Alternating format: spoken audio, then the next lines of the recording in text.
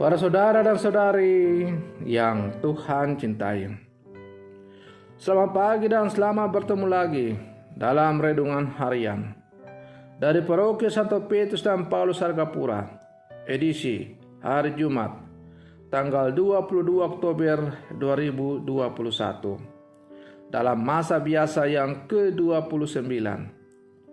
Mengawali hari yang baru ini, kita hendak mendengar dan merenungkan sabda Tuhan.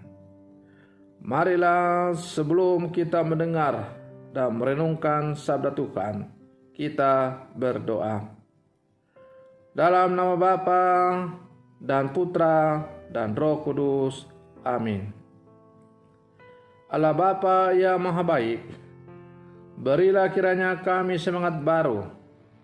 Lindungilah kami dengan Roh Kudus, agar orang dapat memahami bahwa Engkau beserta kami.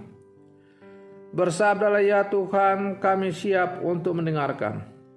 Semoga sabda-Mu yang setiap saat kami renungkan untuk mengawali hari yang baru, semakin mengarahkan kami kepada Engkau, agar hidup karya dan panggilan kami semakin sesuai dengan kehendak-Mu. Terpujilah Engkau Bapa, Putra dan Roh Kudus, kini dan sepanjang segala masa. Amin. Para saudara dan saudari yang Tuhan cintai, sabda Tuhan yang hendak kita dengar dan kita renungkan untuk mengawali hari yang baru ini diambil dari Injil Lukas pasal 12 ayat 54 sampai 59. Tuhan bersamamu. Inilah Injil Tuhan kita Yesus Kristus menurut Santo Lukas.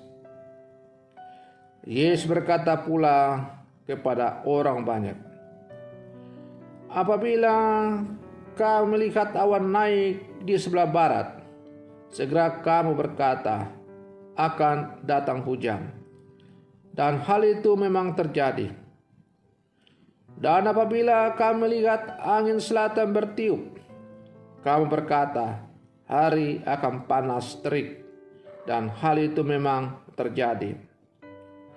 Hai orang-orang munafik, rupa bumi dan langit kamu tahu menilainya. Mengapakah kamu tidak dapat menilai zaman ini? Dan mengapakah engkau juga tidak memutuskan sendiri apa yang benar? Sebab jikalau engkau dengan lawanmu pergi menghadap pemerintah, berusahalah berdamai dengan dia selama di tengah jalan, supaya jangan engkau diseretnya kepada hakim, dan hakim menyerahkan engkau kepada pembantunya, dan pembantunya itu melemparkan engkau ke dalam penjara.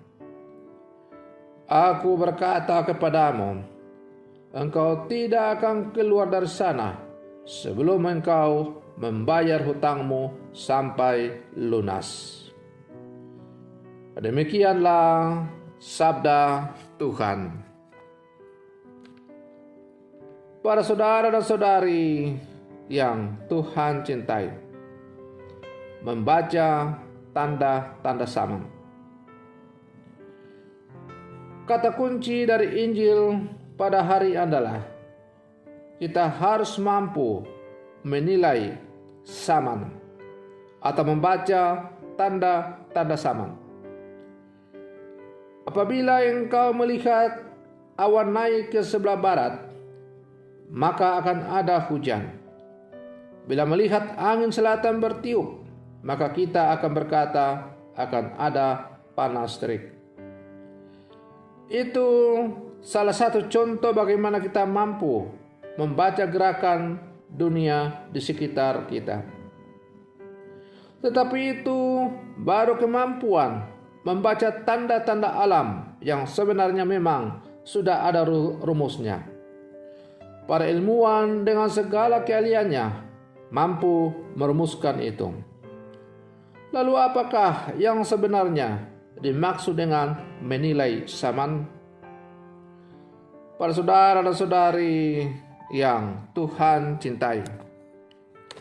Dalam hidup kita di dunia ini, kita akan selalu berjumpa dengan rangkaian-rangkaian peristiwa yang kerap membingungkan dan penuh misteri. Mengapa hal itu terjadi? Apa makna dari peristiwa tersebut? Sebagai contoh, pada tahun 2020, seluruh dunia ini mengalami goncangan yang luar biasa karena ada pandemi COVID-19 yang sampai saat ini masih berlangsung. Karena pandemi ini, dunia ini mengalami perubahan yang luar biasa. Cara kita bersekolah, cara kita berdoa, cara kita berbelanja, cara kita berrelasi satu dengan yang lain, semuanya berubah. Prosedur kesehatan yang biasanya kita gampang abaikan, tiba-tiba menjadi sangat ketat kita ikuti. Semua orang berpikir apa yang akan terjadi dengan dunia ini. Kita harus menegaskan bahwa pandemi COVID-19 adalah sebuah bencana yang tidak diharapkan oleh siapapun. Tuhan tidak menghendaki apa bencana. Tuhan tidak menghendaki adanya bencana seperti itu. Akan tetapi, karya keselamatan Tuhan tidak akan pernah berhenti. Di balik peristiwa segelap apapun, sesulit apapun, pasti ada hal indah yang kita tuai.